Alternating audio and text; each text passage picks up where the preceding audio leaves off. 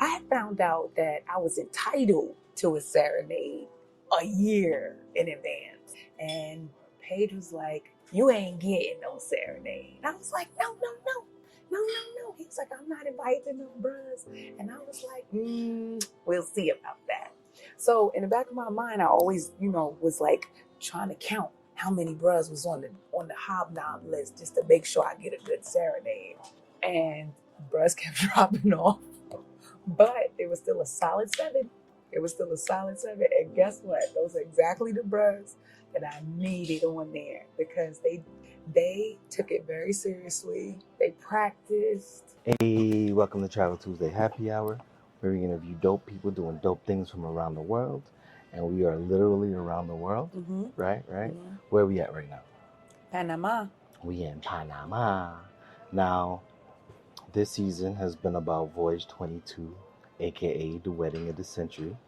And how has it felt to hear the people that you love and friends and new friends talk about the wedding so far? It's been great. Everyone says it's the experience of a lifetime, the wedding of a century. It feels good to know that um, our wedding brought people to Africa in the most incredible experience with the great itinerary. Everybody has so many good things to say about it. So it feels good that it was our wedding that brought that experience to people. Now, one of the questions I asked everybody was, how did you find out? And let's tell the story of how you went about telling people that, hey, guess what? We're getting married. So I initially wanted the wedding to be a surprise and for people to just come on a trip, an amazing, beautiful, well curated, cultivated trip and find out, oh wow, Paige and Jackie are getting married. Now, logistically speaking, that wasn't it in the economy we were in, and all of the changes and things happening. I didn't take into consideration that the wedding would be the draw, not just the location. The location was the cherry on top, not the reason for going. And so people needed to know that it was a wedding so that they can do whatever's in their power to maneuver travel days off of work, rearrange their lives, fit it into their schedule, childcare, the money. It's a huge financial expense for people to travel to Morocco. We were in a pandemic, and so vaccinations and COVID tests and all these things. So it really my original plan failed. I wouldn't say failed, right? So, one of us got to be realistic sometimes. And it wasn't necessarily that I thought her plan would fail. I felt like I wouldn't have anybody there. And so for me, it was more like, hey, I know for your friends, they'll hop on a trip just because you said so.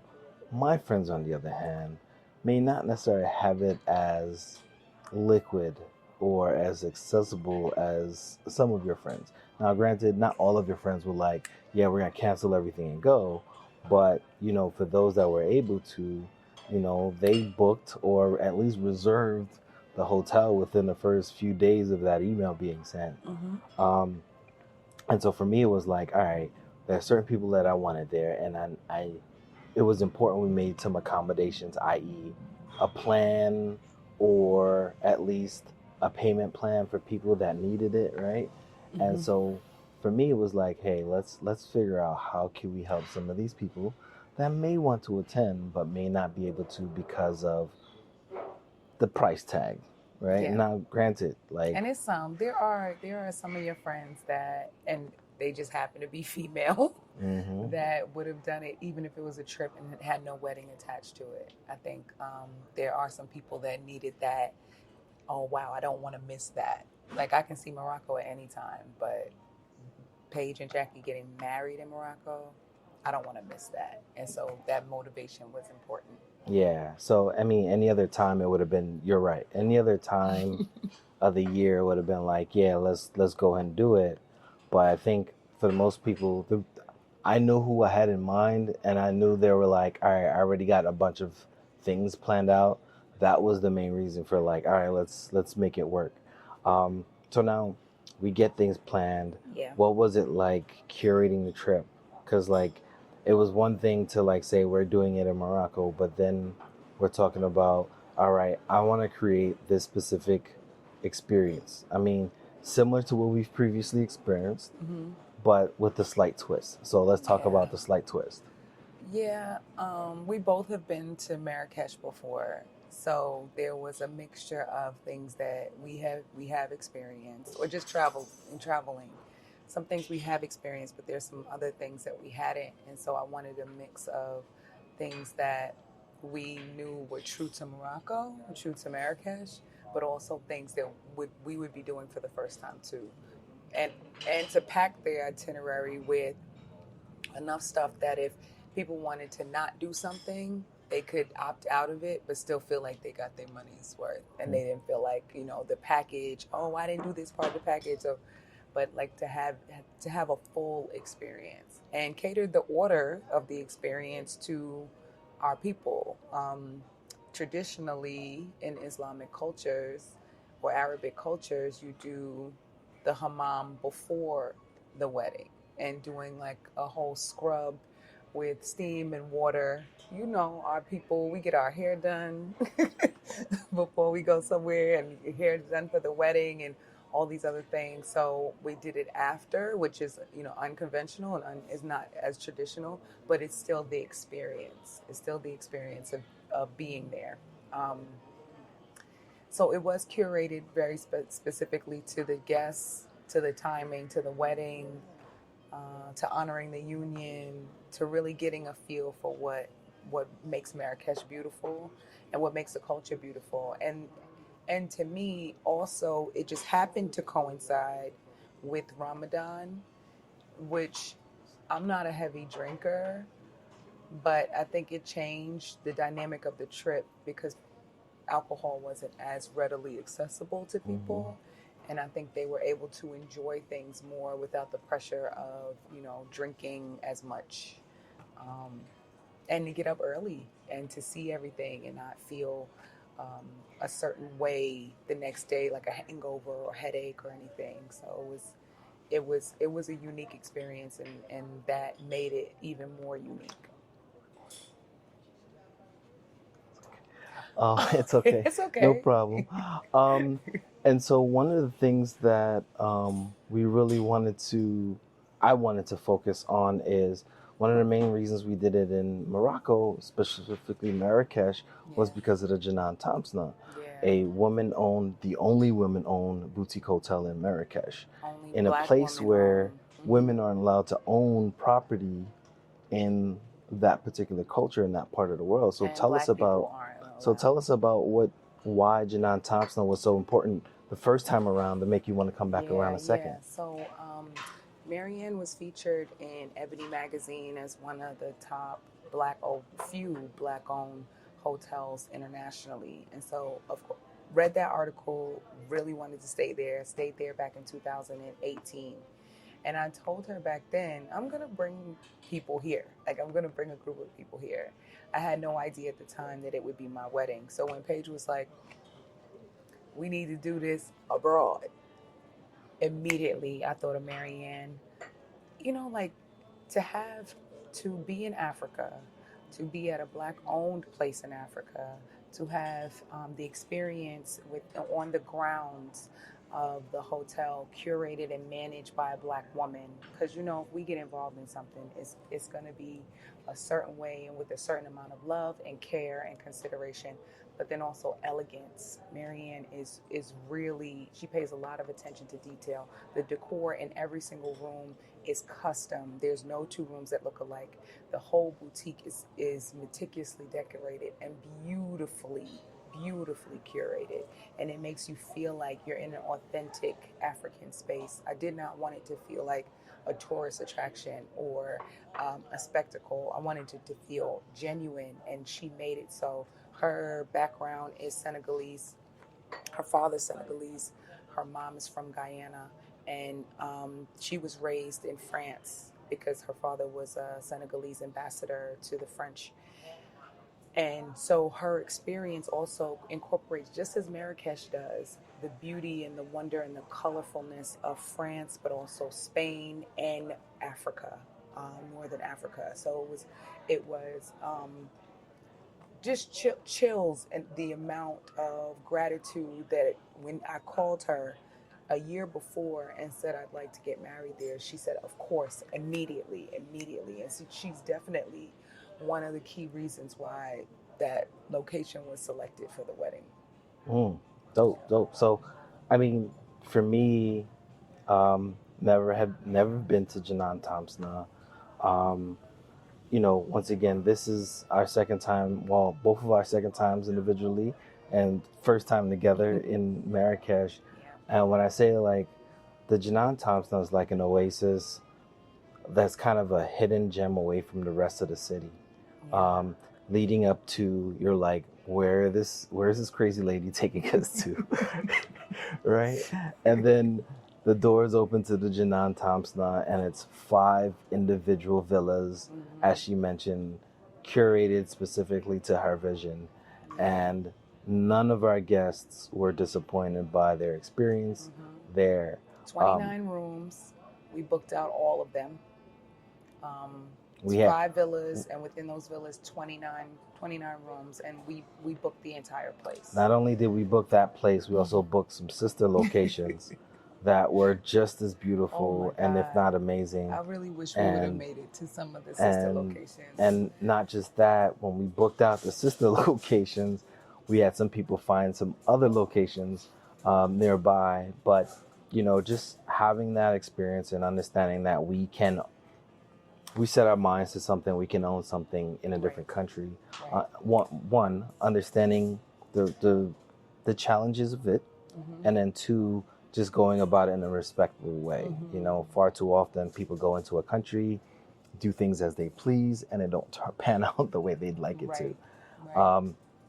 And so we talk about getting into the Janan Thompson, and so the entire weekend, I would say majority of the excursions are things you would hopefully typically do with your guide, right? Our guide was Saeed, but I would like to say a quick shout out to Stella Travels for setting the itinerary, making sure the payment plans were in place, providing alternative locations for people that needed it, and was kind of, for some, useful throughout the process, and others, a bit frustrating. And so with that being said, I think there are other things that we did during this trip, right? So let's walk through the 3-day affair, or was that 2-day affair, leading up to. So we had the rehearsal dinner, which was the night before,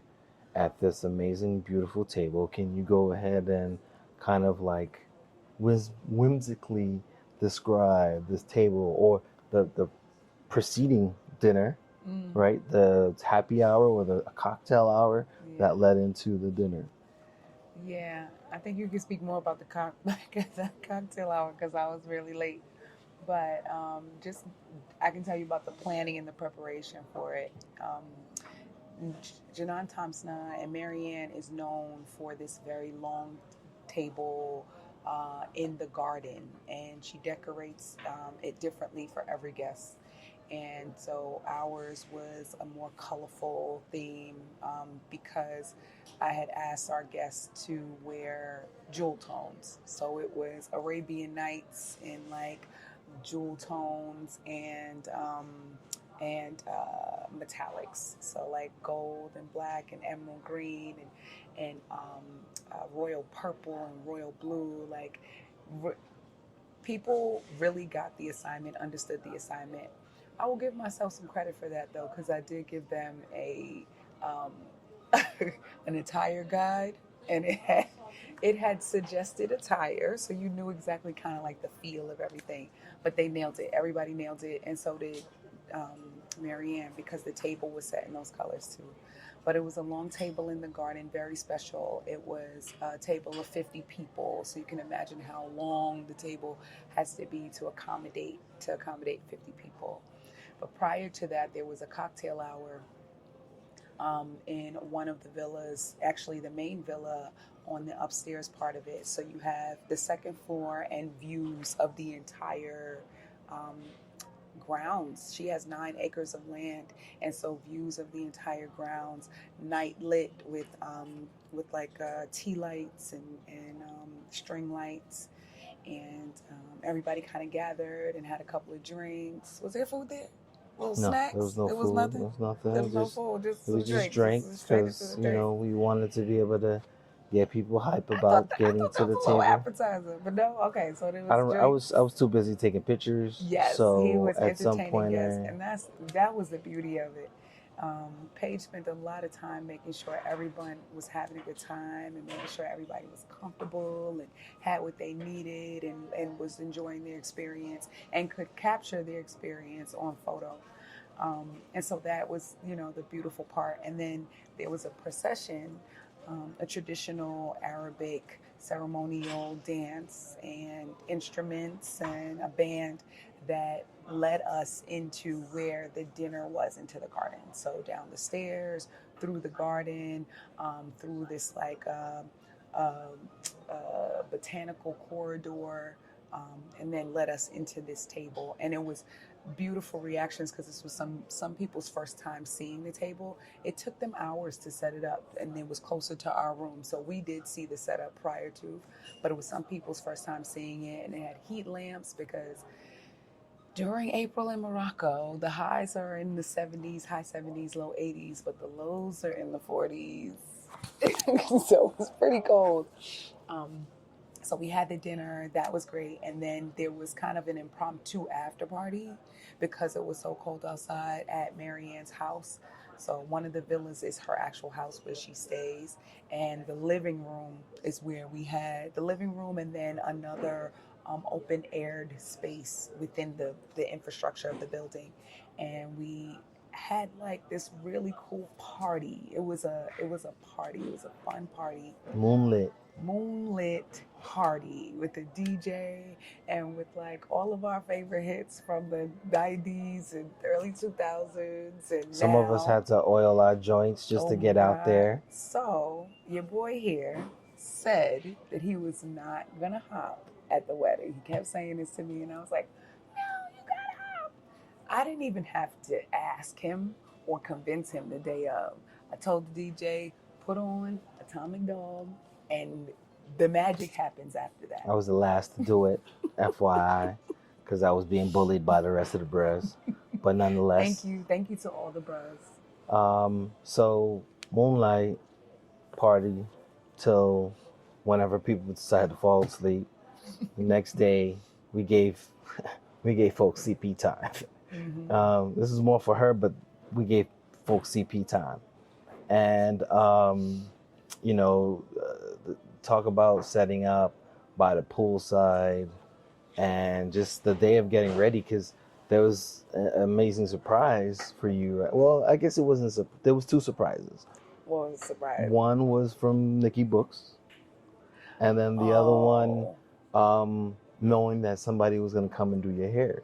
How'd you not? Well, that wasn't a surprise. I knew Okay. I was going to get my hair done. Like, but Jawara and my loctician, Vinny, shout out to Vinny, because she got my curls right on the way there. And then Jawara, Vinny and Jawara had prior conversations about like potential looks. And so Vinny did the prep and Jawara did the actual wedding day and let's call it the welcome dinner looks.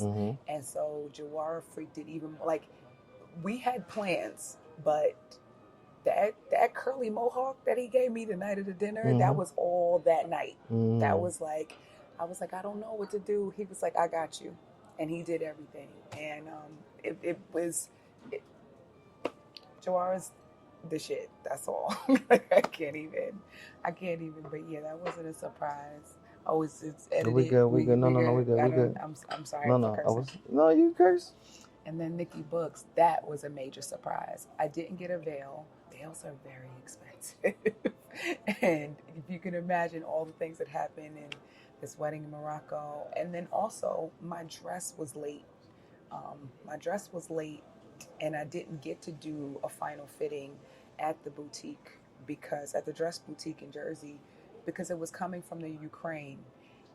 I did not know when I ordered the dress that it was manufactured in the Ukraine, but it ended up coming only a few days before the wedding, and so I had to just pick it up at a time where they weren't even open because it got delivered. I had to just really quickly pick it up and then try it on. So I might have gotten a veil, but I just didn't have a chance to.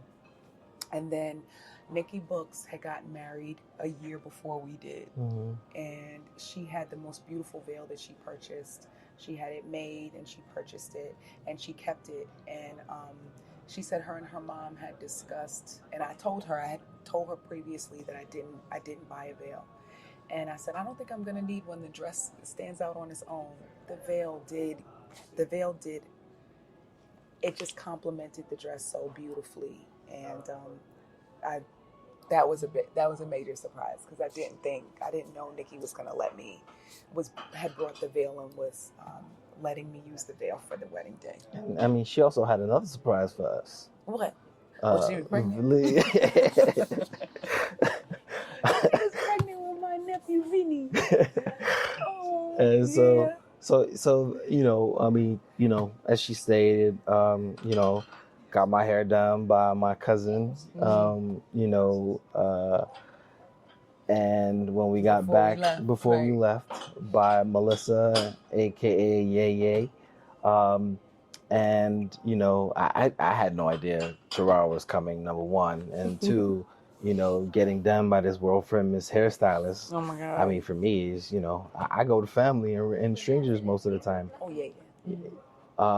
And so for me, it was just like it was a great experience, just to kind of like have that done by somebody of his stature.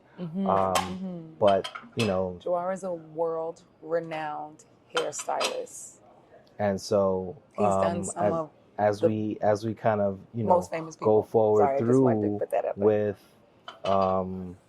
just making sure that like everything is good and it's a good place. I'm in the back taking care of Pops. Now the whole time Pops is in the next room. Yo, shout out to my boy Nelson for being the most patient person ever, holding my dad down. And for some of you that don't know, my dad has some visual and hearing impairments. Yeah. And, his buddy Nelson was right next to him the whole step of the way. Where's my buddy Nelson? Where's my buddy? Where's my buddy? Even till today, he asks, where's my buddy? And whenever Nelson comes to visit, he spends some time with Pops, plays dominoes and all of that fun stuff. So, Pops, the whole time was sitting in the sun while we was getting ready, like chilling, like baking in there, right? So we finally put Pop's suit on. He was like, "Ooh, yeah, I look good. Let's take pictures. Luckily, and Reggie we had his beard, right? Well, Reggie shaped him up, and luckily we had my boy Rick, who's doing the wedding. Shout outs to On the Run with Rick and Rick On the Run Images. He came through, took some pictures. We took a couple of selfies, and then we was off.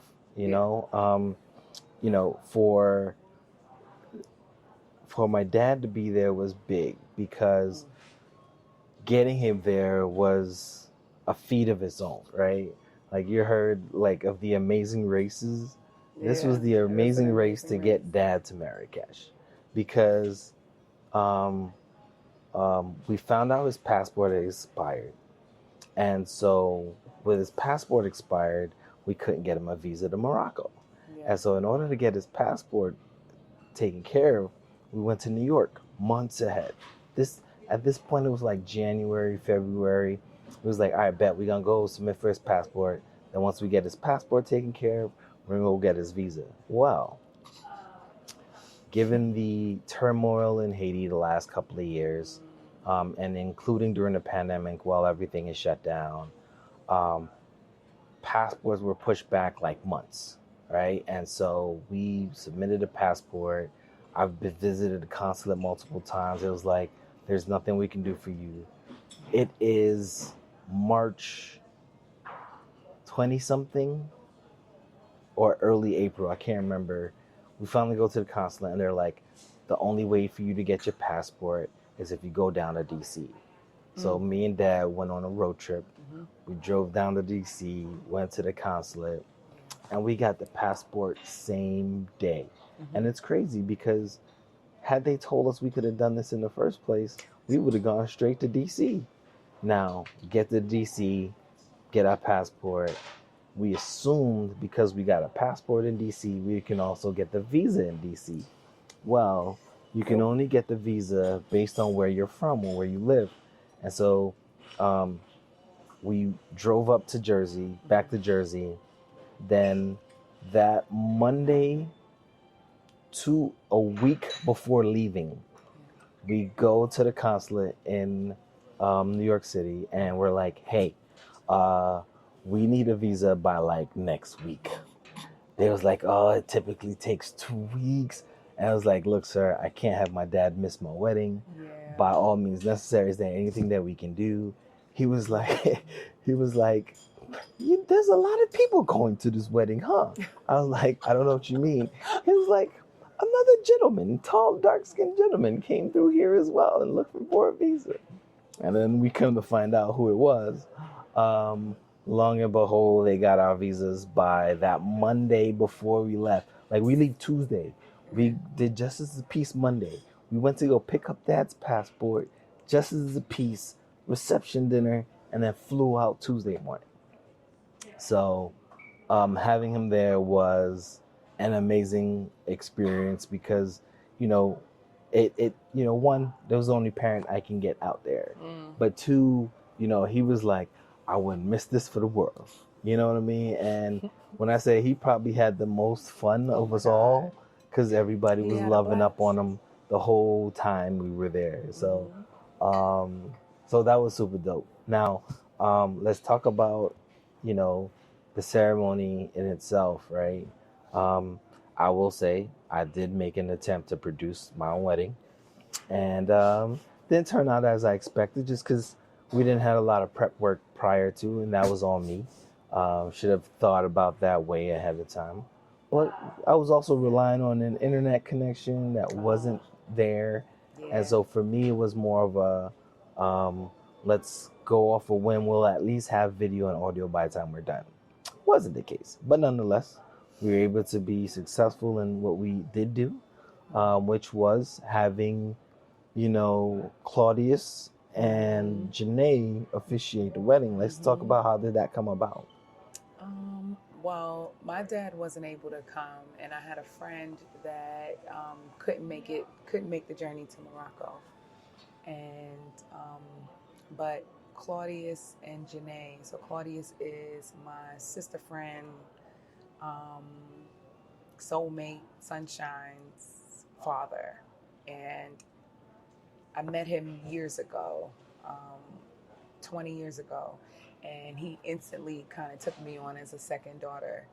And so I knew he was coming, and I asked him, well, I asked Sunshine first.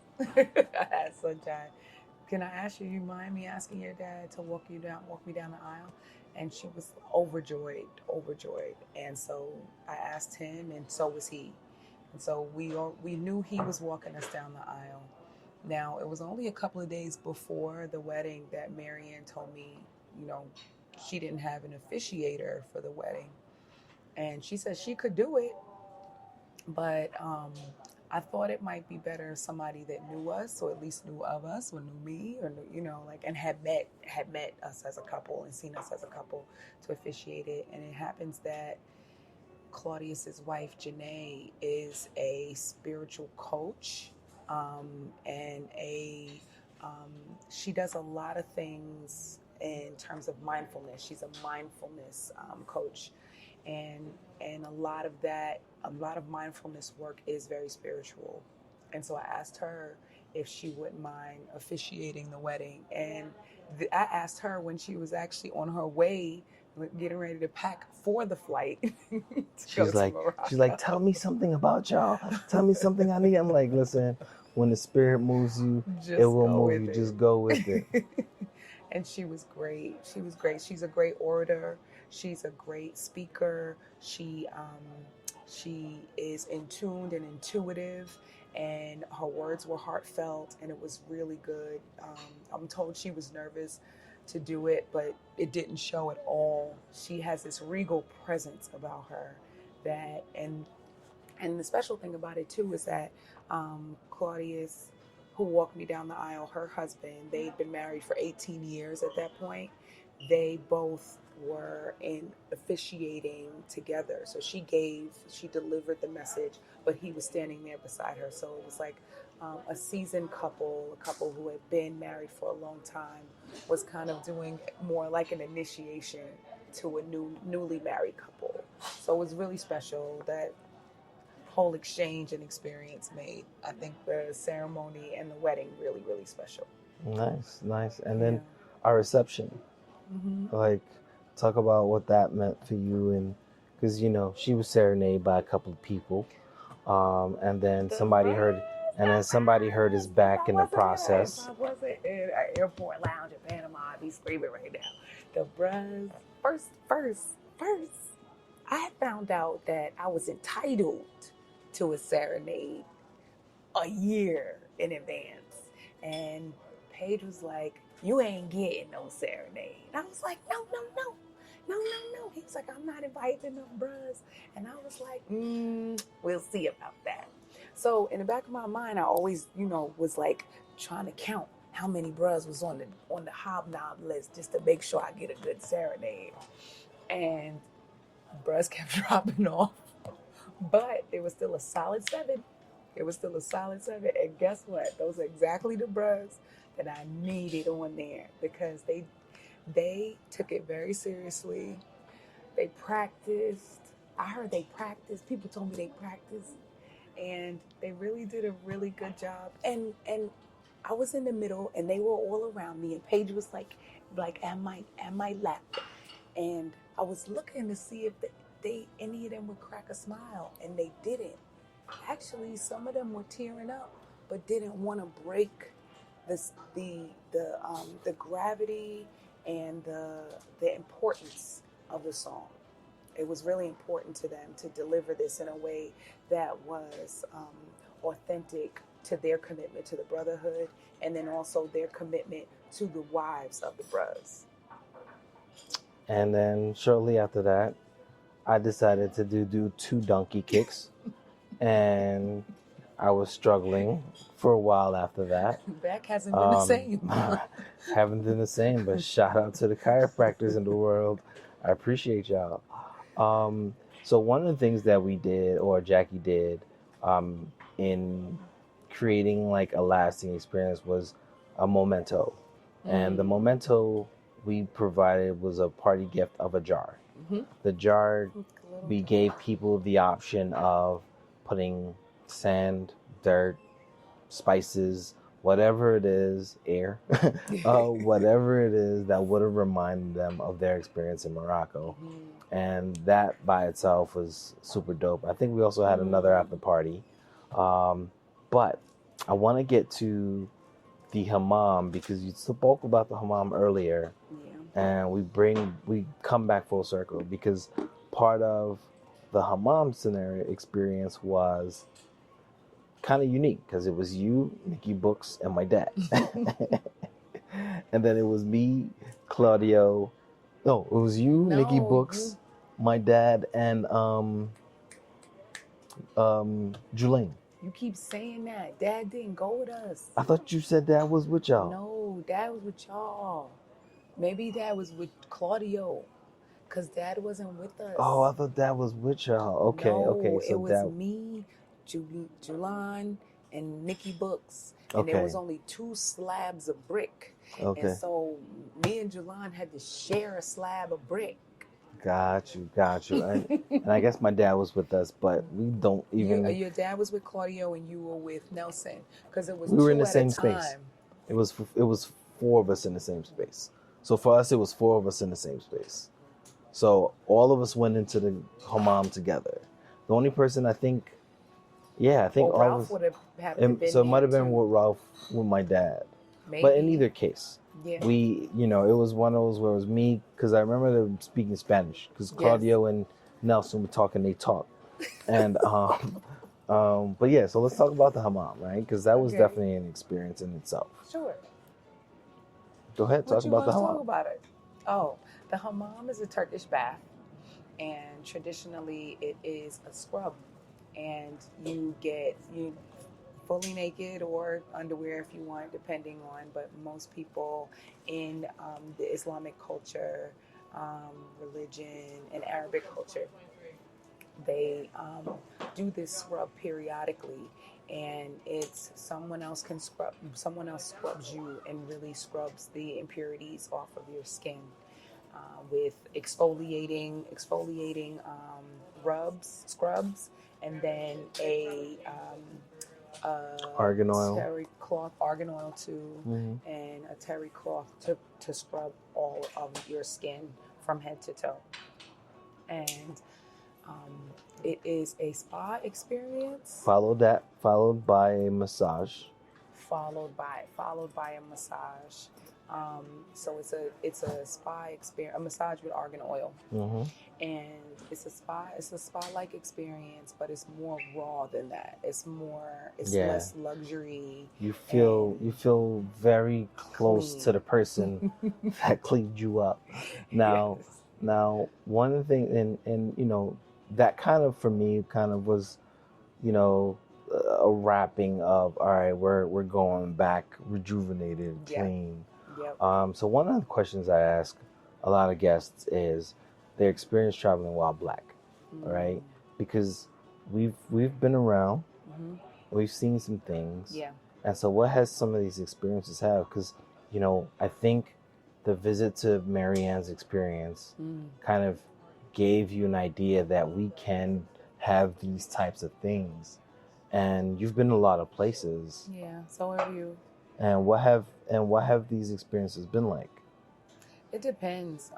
In Morocco, I didn't feel like other, like a lot of times I feel more other in the United States than I do when I travel. Um, there is, specifically for Morocco or Marrakesh, there was more of an awe um, than a disgust or separation or segregation. Um, I felt the reverence of the Islamic and Arabic culture, not feeling race. I just felt the presence of Allah. It didn't feel like estranged. Sometimes like I feel in the United States, it didn't feel like you don't belong here. It really felt like inclusive. Mm, Yeah. okay. And having had that experience, and having had a remote wedding, Mm-hmm. what are some tips that you would provide couples that are considering getting married Mm-hmm. on whether to do something remote, Yeah. domestic, and following that, maybe like a tip or two on getting to that place of making that decision of like, yeah, I might want to do a remote wedding. Yeah, I think every couple has to make a decision between them on what works for them, and I think Paige's Paige's reason and my reason for having a, a wedding abroad were different, but we were united in the decision to have an abroad wedding.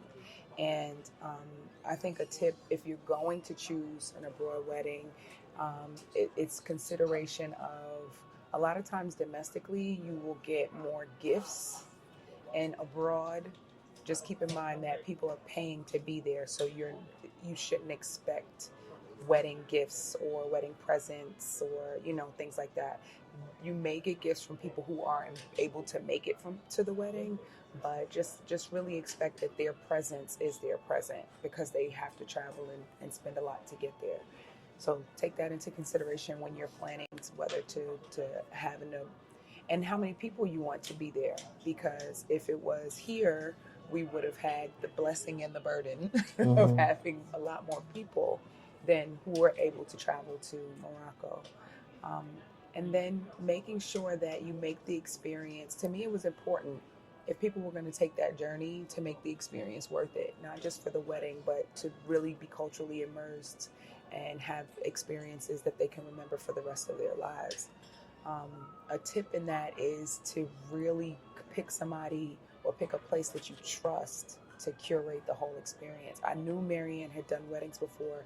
She had done a lot of different things before. I also knew specifically that she had the level of excellence and taste that was up to my standard. I have gone to abroad weddings and the bride didn't get exactly what she wanted because the person on the ground wasn't as trustworthy or didn't align with their taste level. So, one, take into consideration what abroad means or what a destination wedding means in terms of how you're going to have support in paying for the wedding. Two, how many people. Three, who is on the ground that could help you to make sure the experience is what you envision. Okay, okay. And so, what would you like to tell the 16, 17 people that interviewed previously? And what's your last words to them for the season? Because they've said nothing but amazing things Yeah. about the wedding. I just want to thank you. I want to thank you.